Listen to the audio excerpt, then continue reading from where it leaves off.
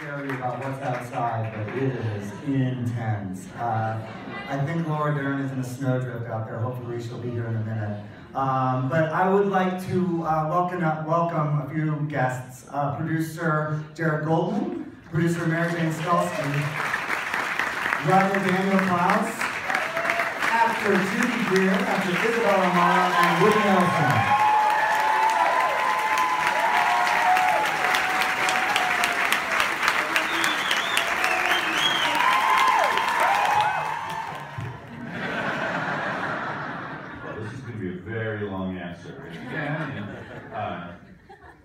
I mean, it's, you know, a graphic novel is a visual story, it's visual storytelling, but it's a very different thing than a movie.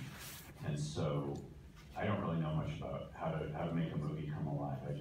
I know how to tell a story in the format of a graphic novel and then translate that into a screenplay.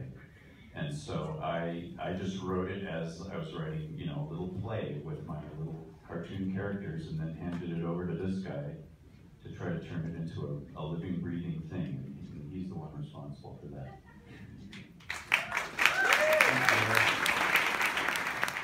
This is my first graphic novel. Now I'm kind of into it. And I did read this one, obviously.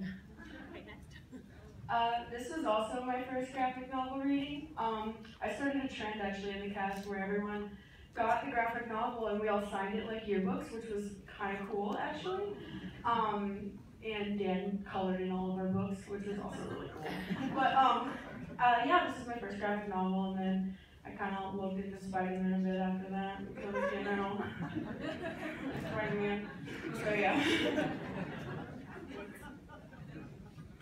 Ditto. So another question was, how did you prepare for your roles to the acting cast? Well, from my perspective, we're all similar to the roles in our own ways, you know? Like, we're not exactly the characters, but like a lot about acting is like putting yourself into the character and making it your own. So for me, I took time and I went through the script and I really just thought about, you know, if I was in this position, how would I react to this? And a lot of it happens on set for me, like, and a lot of my work just reacting to like what Woody does and what both Judy and Cheryl and Laura all do. A lot of my work happens on set, so that's how I do it.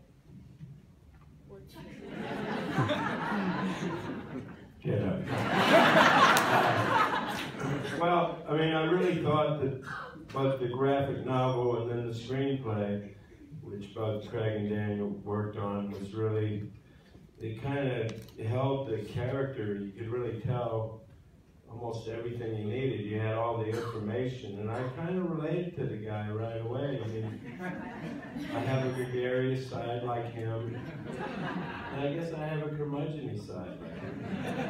There was a connection between Enid's character and Ghost Rolls? Enid and Claire. Enid and Claire.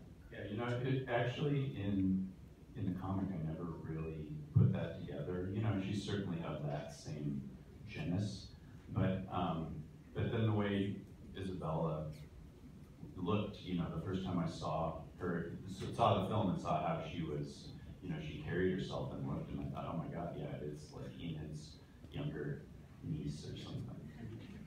I will say, and we didn't tell Dan this, but my costume designer and I definitely took inspiration from Enid when we were working on all the roles, but each role was so rich for the sort of, you know, 3 minutes of screen time. We knew we needed high caliber actors. So for example, the woman, her name is Alta, Margot Martindale in The Malt Shop. When we were first, David Rubin and I, our casting director, when we were putting that role together, thinking about it, we said we need a Margot Martindale type. You know, Margot will never do it, but who's, you know, kind of like her. And then we started getting all these great actors to show up for, you know, Brett Gelman and Marilyn Rice-Grove and Cheryl Hines, and we're like, let's just ask Margot. And she was like, yeah, I'll do it. Sounds great. So it was a joy to cast this movie, and it's Woody, it's Dan, and yeah. But we shot the movie in Minnesota, in Minneapolis, and two-thirds, there were something like 55 speaking roles in the movie, and 2/3 of them came from Minneapolis, because Minneapolis has the amazing Guthrie Theater and an incredible base of actors. So we love you, Guthrie, and Minneapolis. And it was critical. Yes, it is. It was critical to make sure that those smaller roles came alive just as much as the larger roles. I think sometimes people can kind of schlep off, roles that are just 1 or 2 lines, but it was really, really important that each of these smaller roles was idiosyncratic and unique. The question was about the tone of the movie and how that was decided. Yeah, well, tone in any movie is critical, but when you're balancing comedy and a little bit of darkness, but with actual emotion and humanity, tone is critical, and we worked endlessly on trying to find that balance. I took a lot of cues from Daniel's graphic novel. There was a visual template there set, and they sort of just, there's realism, and then there's maybe one gently elevated step up, and that might be the zone that we're in. It's still real life,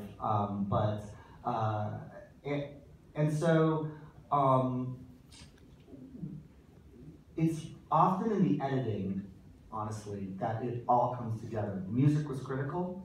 John Bryan's score, just to get the vibe.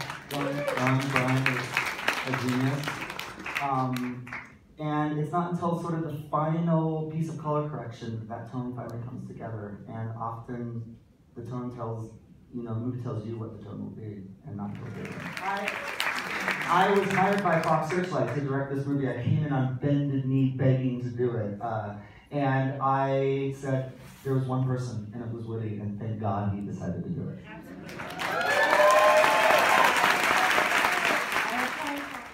The hard part about making this film was?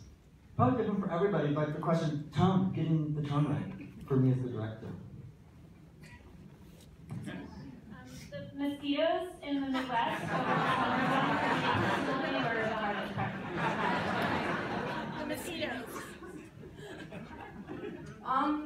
For me, it was maintaining the tone quality as well between the dynamic between me and Woody and Laura, because it was such a very specific tone throughout the entire thing, and if I would have, paced it and sped it up too fast or gone too slow, it could have made the dynamic not as magical as it was. So I contribute that to him. So You're welcome.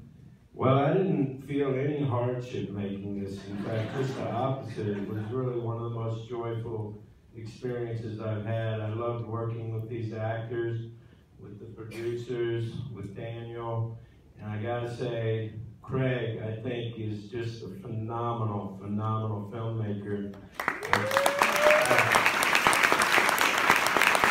I don't know how many of you watch Skeleton Twins. You got a lot of love here from Sundance. That was the criteria for me. I saw that and I was like, man, this guy's good. And then we did this, and I thought, well, hopefully it'll be almost as good. And I think this movie is phenomenal. I feel so lucky to be a part of it.